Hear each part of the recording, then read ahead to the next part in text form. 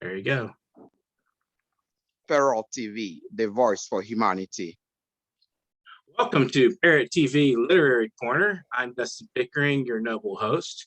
Today we have Outspoken Bean, who is the New Jersey-born, San Antonio-raised, H-Town-based military brat, and he was introduced to the arts and world cultures at a very young age and has not let go of it. An energetic pioneer for poetry in all its different sizes and shapes, Bean is dedicated to making sure that poets get heard. Emily Hines of Arts and Culture magazine wrote of Bean.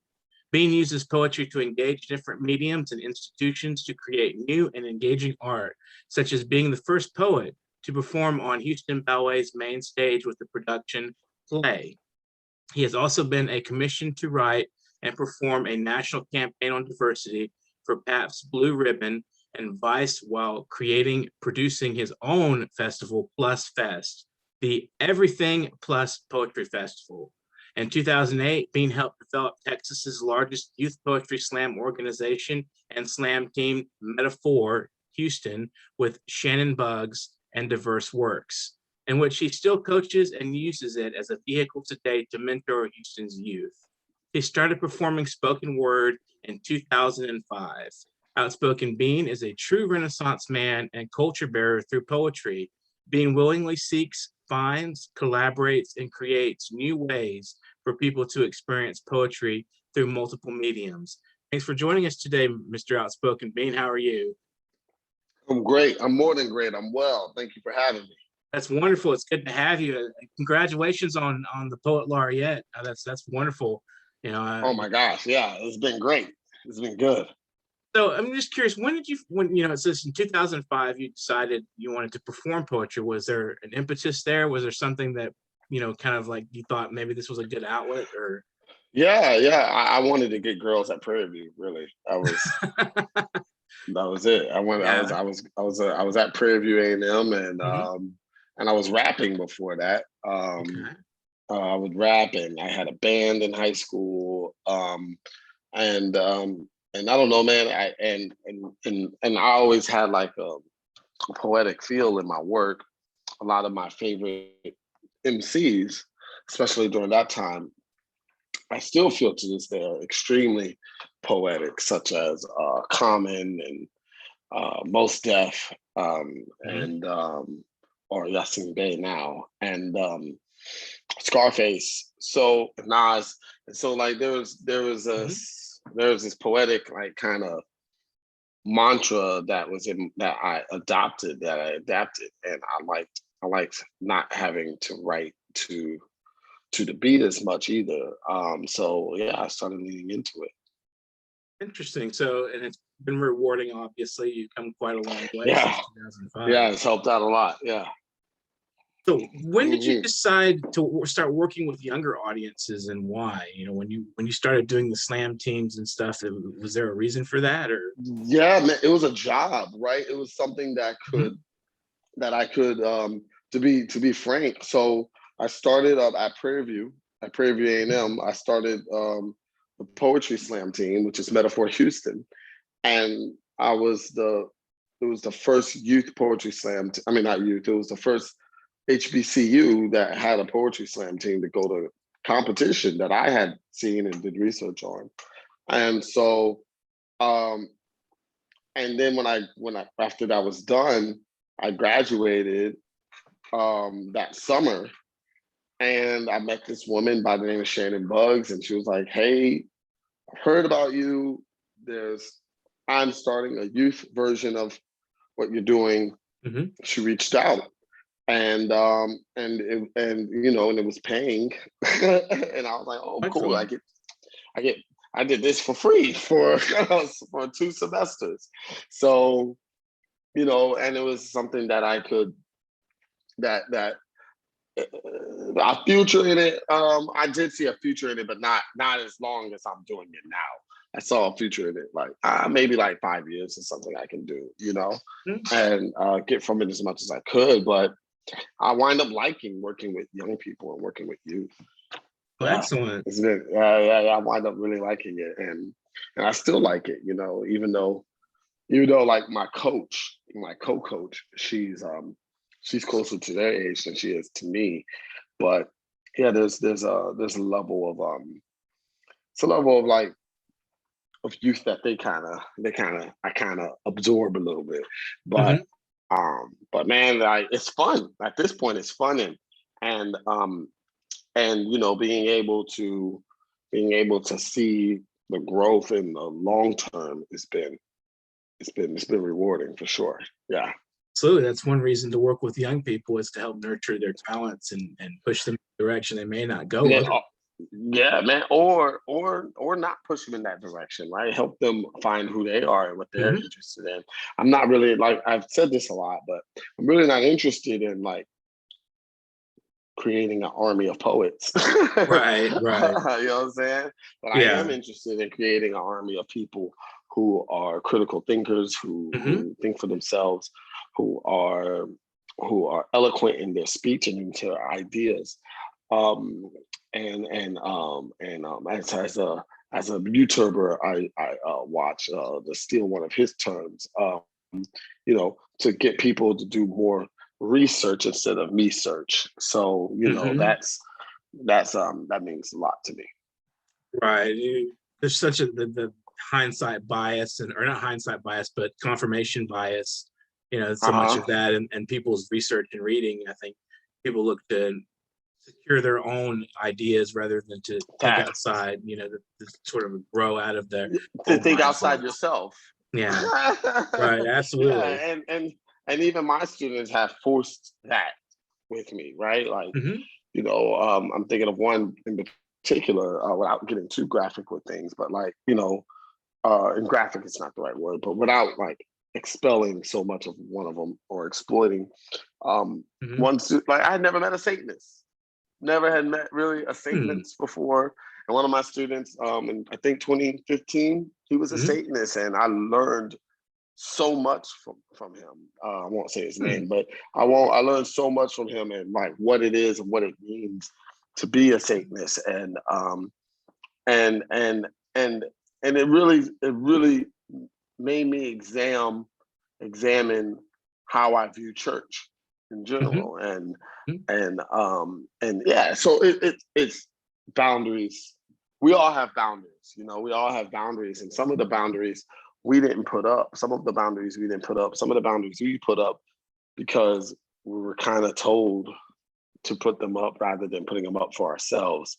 You know what I mean? And so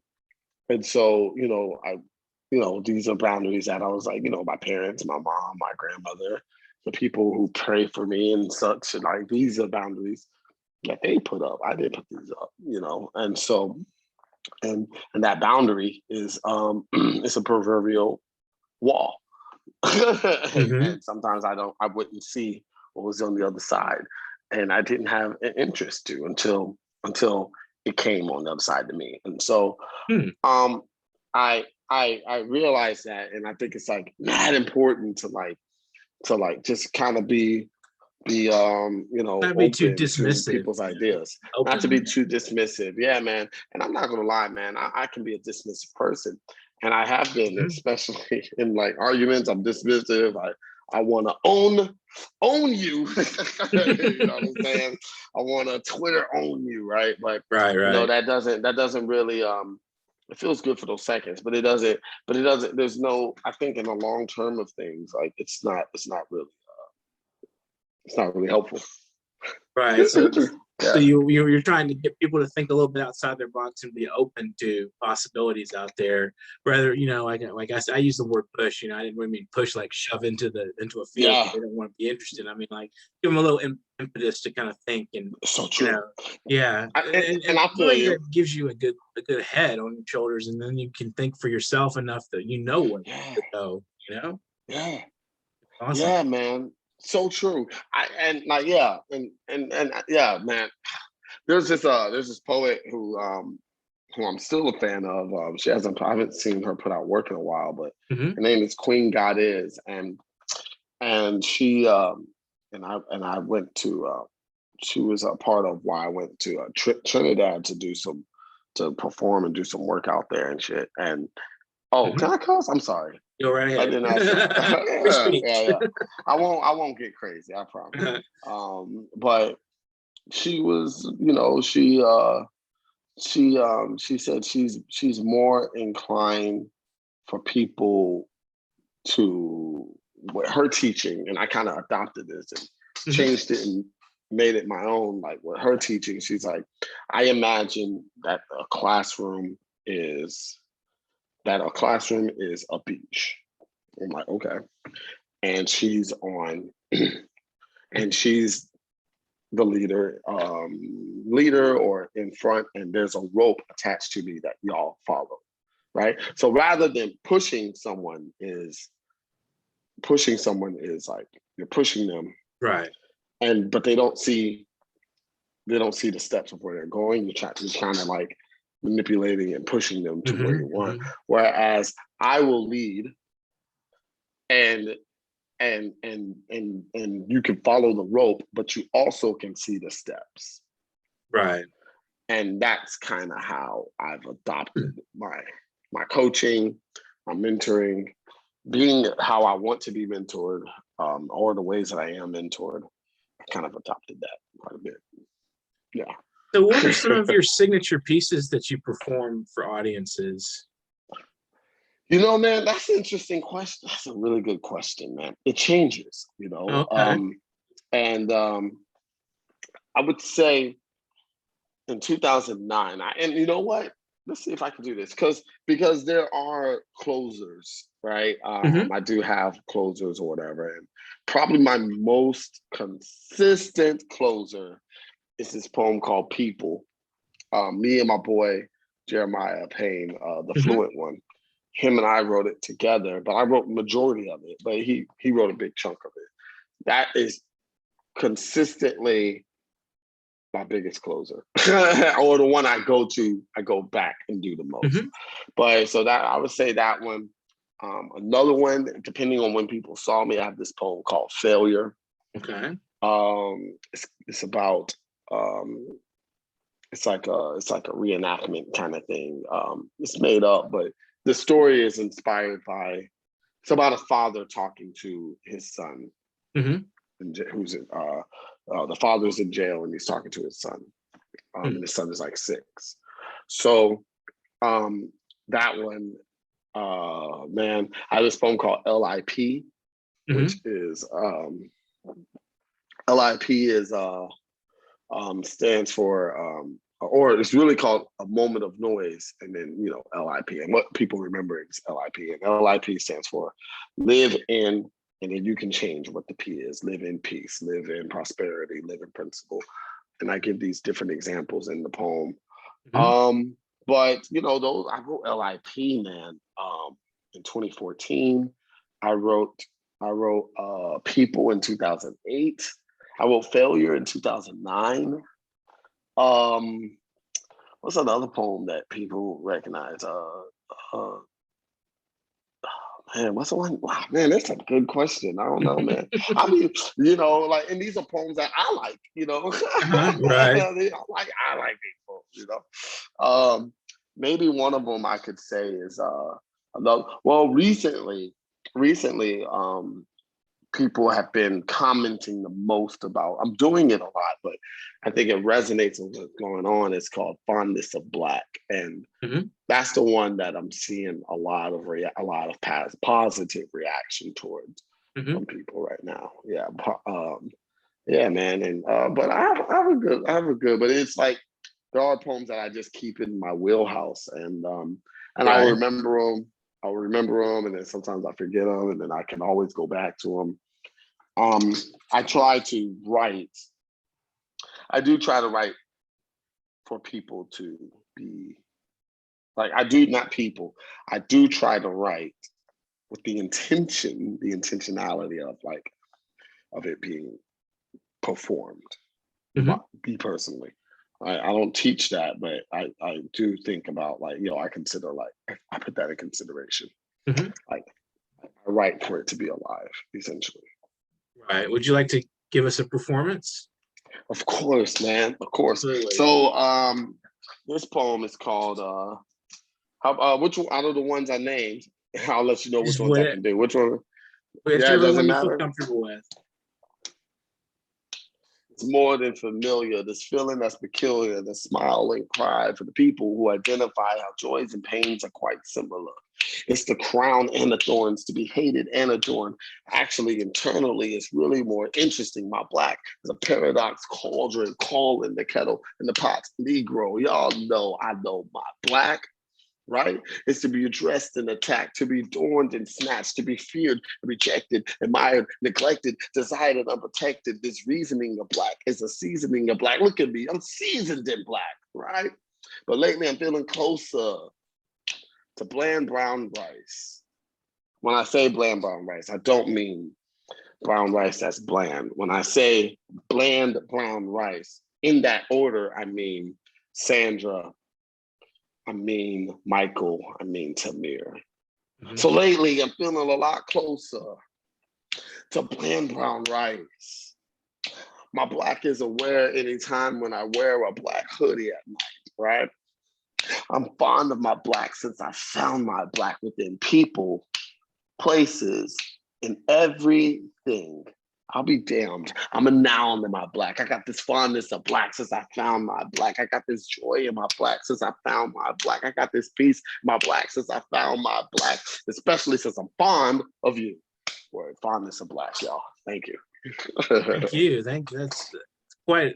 I would love to see something like that put to music too. That would sound interesting. It is to music, man. Oh, I'll is send you it? the link. Okay. It was originally excellent. written to music. Oh, It was okay. originally written to music. My boy Russell, my boy Russell Guest, who does majority of my production work. He yeah, man, he put this beat, and it was with he does a lot of work with a lot of people, but one of the people he works with is Robert Glasper, and Robert Glasper gave him some keys, and wow, I was like, oh, yo, man, let me do that. He's like, well, let me take the keys off. I was like, well, I want the keys on it though. He was like, I can't do that, man. And so you know, so that poem is growing and has grown legs. So yeah, Interesting, and I like it. I really like the just basic rhythm and flow of it. Is very nice. Thank you. Excellent. Yeah, man. It's yeah. It's like so that's one that people you know, this past weekend, last weekend was Juneteenth.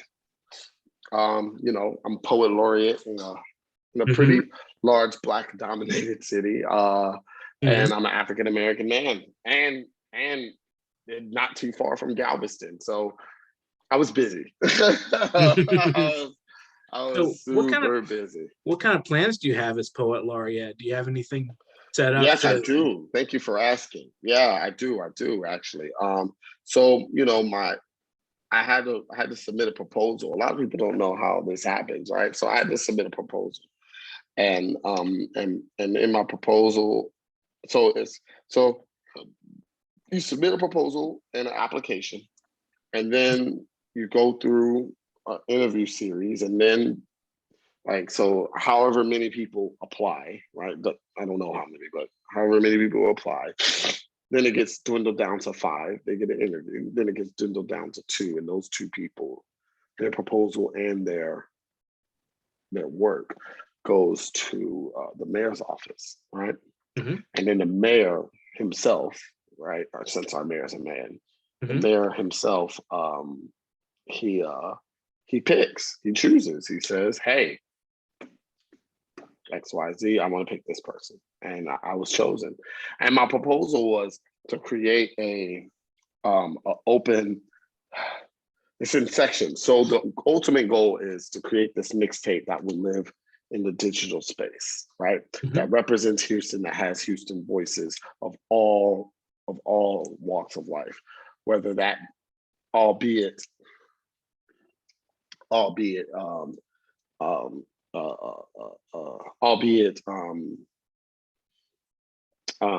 where they speak English, Spanish, Vietnamese, Mandarin, I don't care. I want them to speak. And then going to produce this album. But how I'm getting the stories and these poems is I'm going to be doing these workshops Okay. partnering with the library and other organizations and doing these different workshops across the city that are free. And so, you know, we held our first pilot one this past Monday, and it went really well. And it was the first time and everything like that. I invited my students out so that way I wouldn't be embarrassed. And and it was really good. Their parents who came and dropped them off, they got involved. So that was really cool. That was you know, that's what I want. I want this intergenerational talk about Houston and stuff like that, and want everyone to be a part of it. So that's my project. That's the project. Yeah, that's the project that I will be doing for sure. They nominate you, and it's a 2-year service, I think, or is it 4 years? 2 years. 2 years. 4 years. Oh my gosh, I would wish it would be 4 years. That would be awesome. Oh wow, yeah. Oh man, yeah, but it's 2 years. It's 2 years. Yeah. So, are you acquainted with some of the other poet laureates of Houston, or I know every single one. So we've only had Houston has only had 4 others besides me, and so and I know all of them. I know Gwen, Robin, Deep. Deep is one of my closest friends. Leslie, and myself. Yeah. So you know, there's a lot of room to grow in it. And I'm the first man. I mean, I don't go around saying that, but I was the first dude to get it. Interesting. Yeah. We have to have first, you have the first ones in there occasionally. Yeah. But you know, I lost last time around, but it's all good. Like, you know, I didn't look like I got second in 2019. I didn't get it. But man, honestly, my project wasn't good, you know. Right. If I was to be honest, and when I look back at it and I saw, you know, what Leslie's project was, I was like, that's how she won. Her project is better than mine. My project was lazy. It was not good, but I made it to the finals. I made it to the desk. But you know, that's a lesson for myself of like, yo, just because you make it to the desk doesn't mean you're gonna get it. You know, you gotta put in the work. You gotta be thorough in the work you put in. Right. That's always the essence. Sure. You put in the work, you get the appointment. So congratulations again. So what have been some of your greatest challenges with poetry over the years? Man, poverty. Yeah. Like, you know, and you know, it's what poverty does and what not having money does is you're still creative. Mhm. You know, you're just creative and on how you're gonna pay your bills. Right. It can be stressful, very stressful.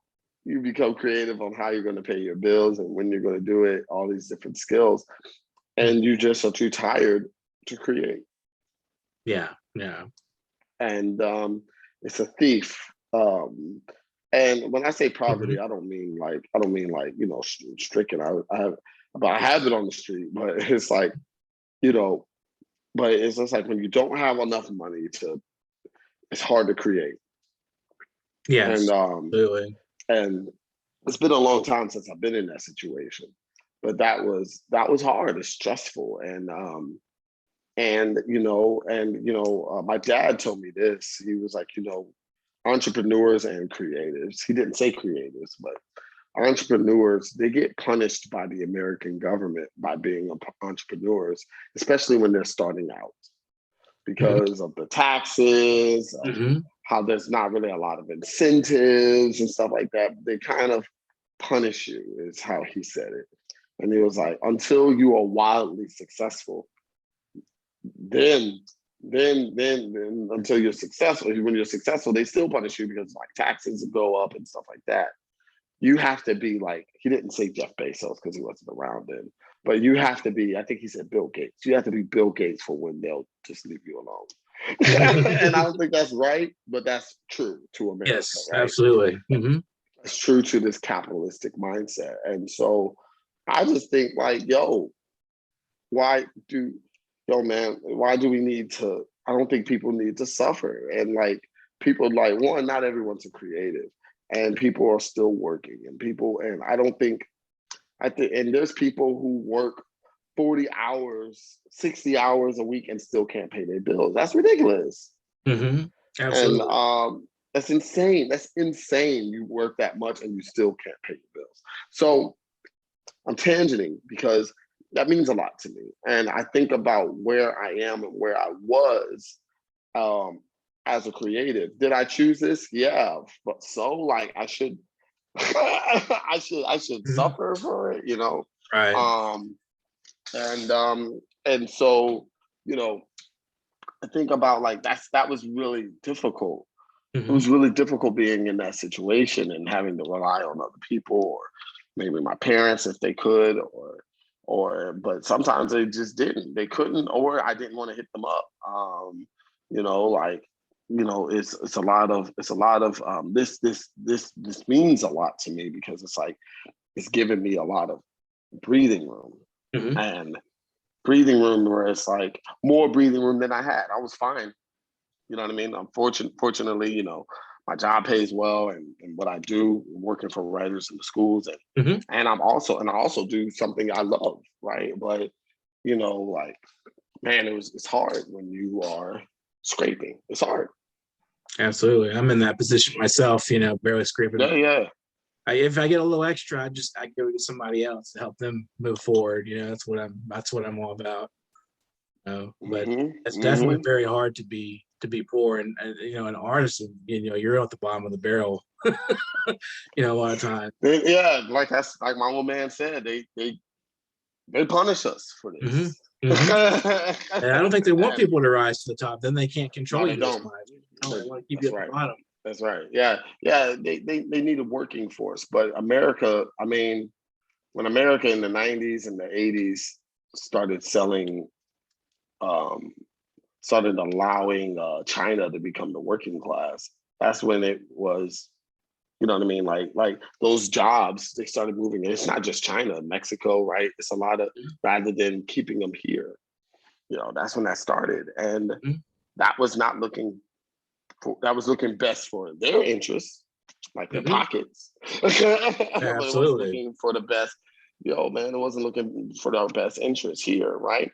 You know, it go down. Capitalism is a problem, period, right? And it's destroying the planet. It's destroying how people can work. You know, everyone should have the right to work. Everyone should have the right to make a decent living. Decent, not decent. Everyone should be able to make a living.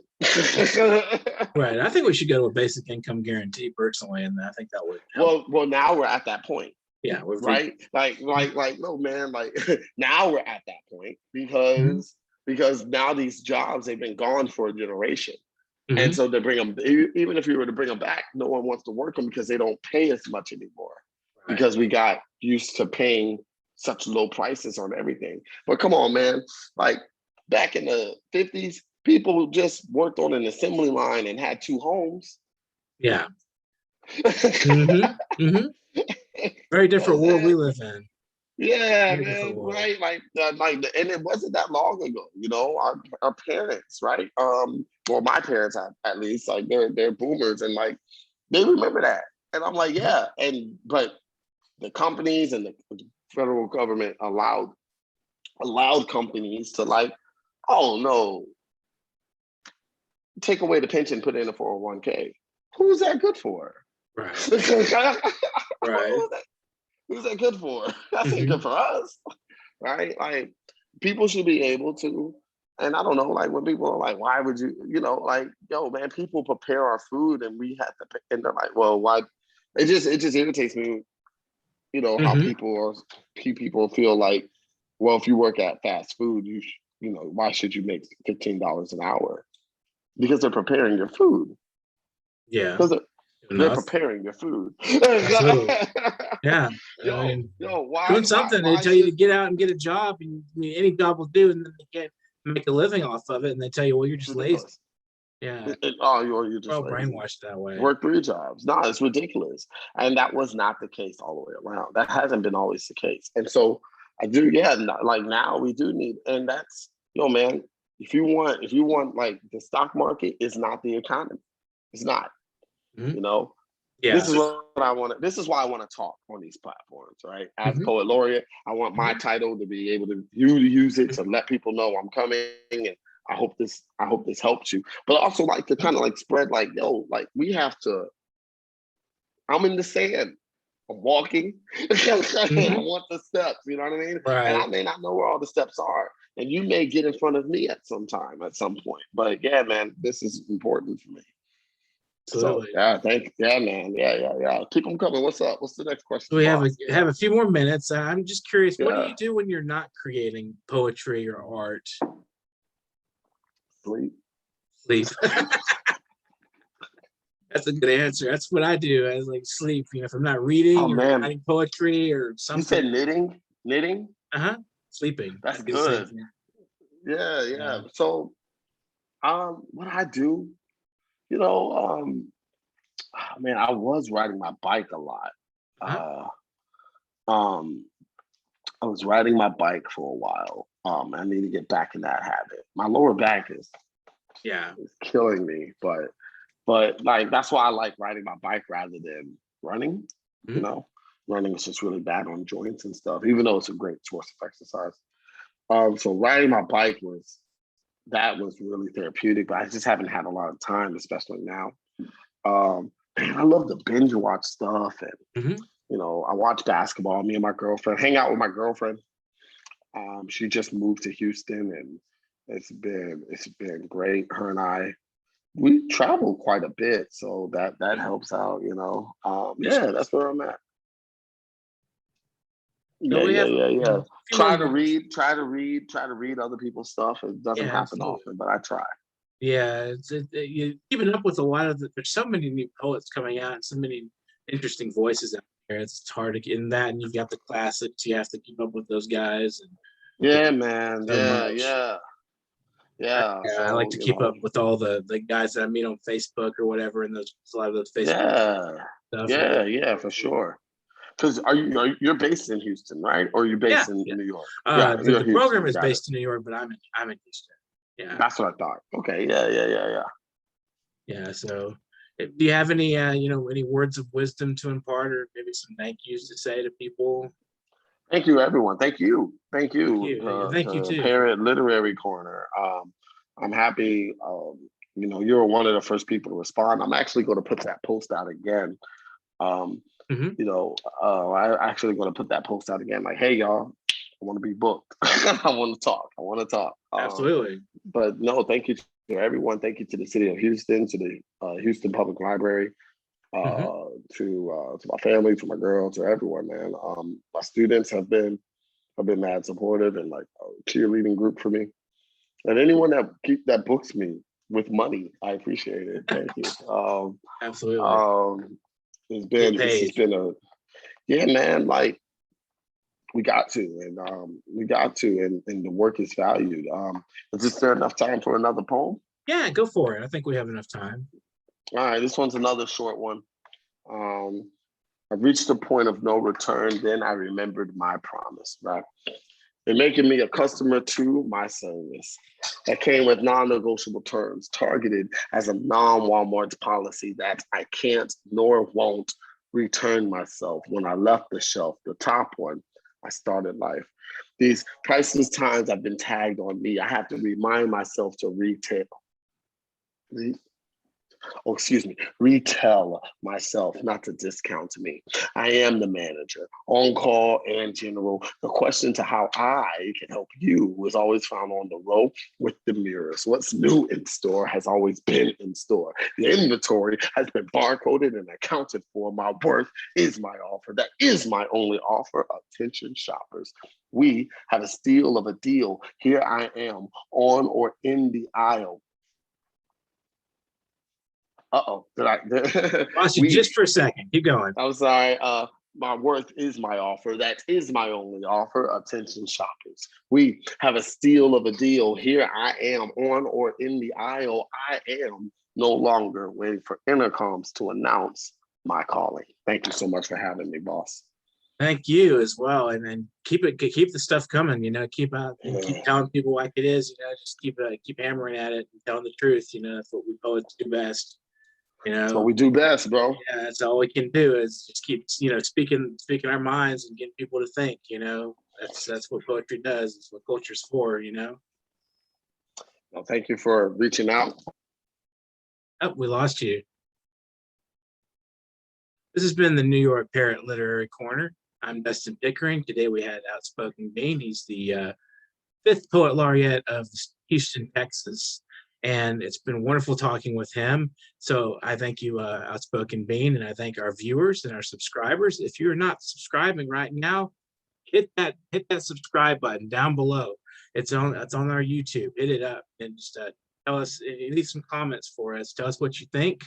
And if you have anything to say, you want a platform, come out and talk to me. I'm at literarycorner@newyorkparrot.com. My name is Dustin Pickering, and you may subscribe to our channel, as well as we're looking for 1 million subscribers. We will not stop until we have 1 million subscribers. Help us out and subscribe to our channel. Tell others, share our flyers, do everything you can to get us out there, get our word out there. And we're doing an anthology in August. We hope to have that complete. And so if you've been on our show as a guest, please be in touch. And thank you again, Outspoken Bean, for your wonderful art and wonderful words you've spoken to us. And I am Dustin Pickering. This has been the New York Parrot Literary Corner. And, we are going to be here again tomorrow with yet another interesting artist.